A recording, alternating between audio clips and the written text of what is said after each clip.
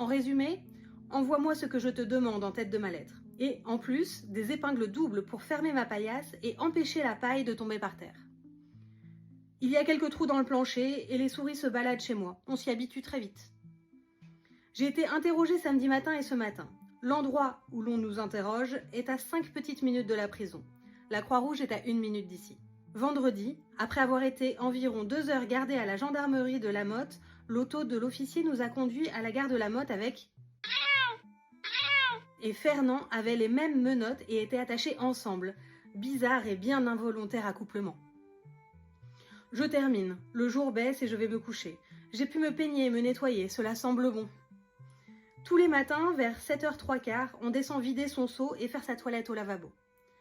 Puis on a du café, à midi une soupe et des pommes de terre, le soir également, ou bien des haricots. C'est abondant et on a assez de pain. On mange avec une cuillère dans une petite cuvette en tôle émaillée.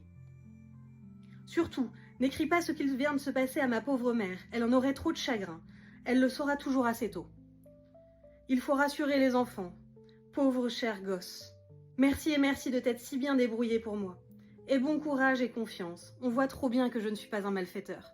Je t'embrasse avec toute mon affection, ma chère Margot. Édouard. Donne-moi aussi ma petite lampe électrique rouge qui est dans l'armoire entre mes 2 fenêtres. J'y mettrai un papier devant pour que cela éclaire un peu. C'est utile pour ne pas renverser mon seau la nuit.